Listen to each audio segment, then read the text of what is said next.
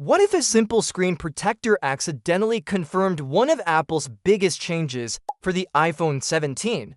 That's exactly what seems to have happened, and it's not coming from Apple, it's coming from Spigen, a trusted case and accessory maker on Amazon India. Spigen listed a new screen protector that mentions compatibility with the iPhone 16 Pro, iPhone 17, and iPhone 17 Pro. But here's the part that caught everyone's attention. All three phones are listed with 6.3-inch displays. This one small detail may have just confirmed that the base iPhone 17 is getting a bigger screen.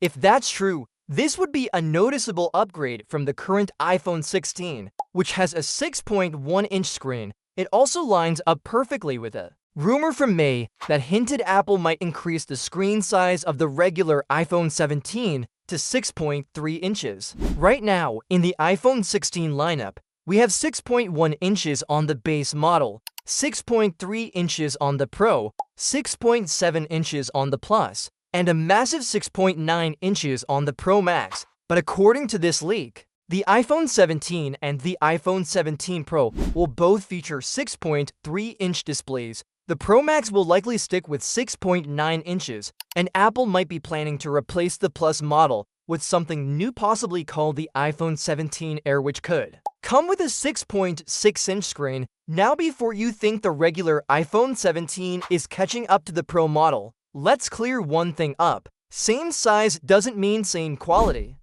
Apple is still expected to limit certain features to the Pro versions. That means even if the screen is 6.3 inches on both, the iPhone 17 Pro will likely have a higher refresh rate, possibly 120 Hz or brighter panel, and better overall display technology.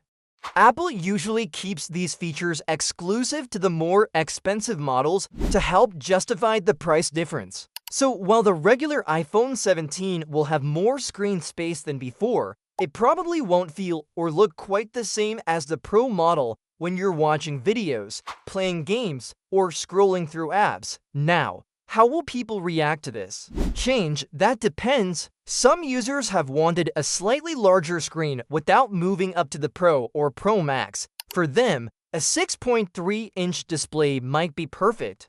It gives you more space for viewing without making the phone too bulky. But for others, especially those who like the compact feel of the 6.1-inch iPhone, this size increase might be a bit disappointing. Smaller phones are easier to use with one hand, they fit better in your pocket, and they're generally more comfortable for long-term use. So this change may take some getting used to for people who value portability. On the other hand, this could also be part of Apple's larger plan to create more balance across the iPhone lineup.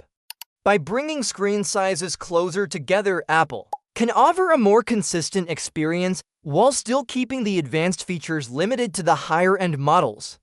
It also helps case makers, developers, and accessory brands work with a more uniform design across the board. And speaking of case makers, it's worth noting that companies like Spigen often get device dimensions early so they can prepare their accessories ahead of launch. Sometimes they end up sharing important details before Apple is ready to make them public. While we can't call this an official confirmation just yet, leaks from accessory makers have been right many times in the past, so we might already be looking at one of the most reliable early clues about the iPhone 17. We'll have to wait until Apple's official launch event to know for sure. But for now, this small update has sparked a lot of conversation. What do you think? Should Apple stick with a more compact size, or is a larger screen a better move?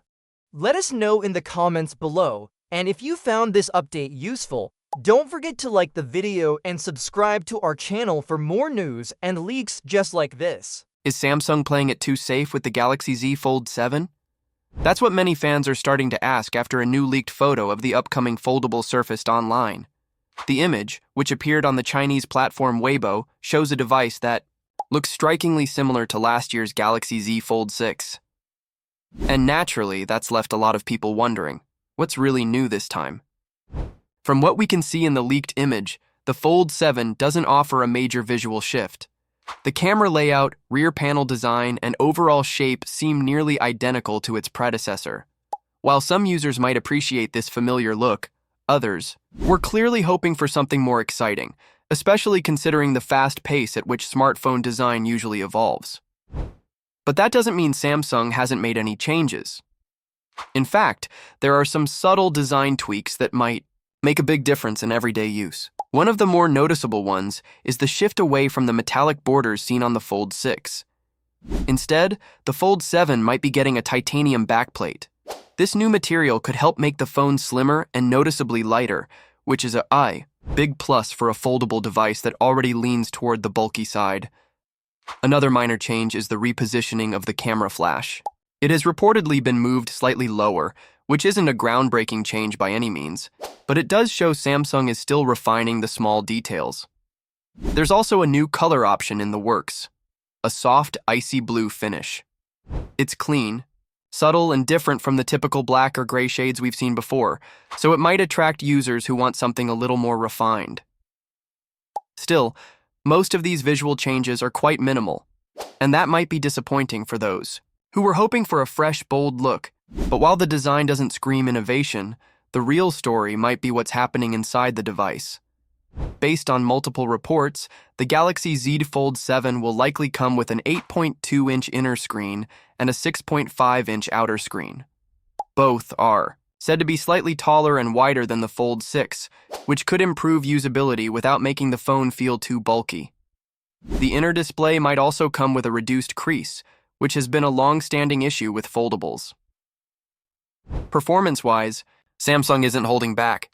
The Fold 7 is expected to be powered by the Snapdragon 8 Gen 3 processor, branded here as the Snapdragon 8 Elite for Galaxy.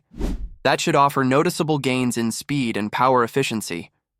As for the camera, we could be looking at a 200-megapixel main sensor, yes, 200 megapixels, which could bring major improvements in photo detail and clarity. The battery is likely to stay at 4,400 mAh, which isn't a massive jump, but should still support a full day of use with some careful management. Combined with a thinner frame and lighter build, Samsung seems focused on refining the user experience rather than reinventing it. Of course, the challenge with these kinds of upgrades is that many of them won't be obvious at first glance.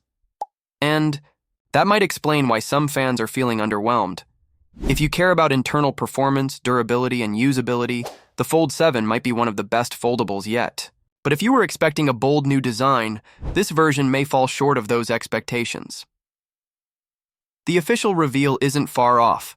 Samsung is expected to launch the Galaxy Z Fold 7 in early July at its summer Galaxy Unpacked event. That's when we'll get all the confirmed specs, new features, and most importantly, the price tag. So what's your take on all this? Do you think these upgrades are enough to call it a true next-gen foldable? Or does it feel more like a Fold 6.5 then? A Fold 7? Share your thoughts in the comments below. Thanks for watching, and I will see you in the next video. Could Samsung be finally turning things around with its own Exynos chips? After years of trailing behind Qualcomm's Snapdragon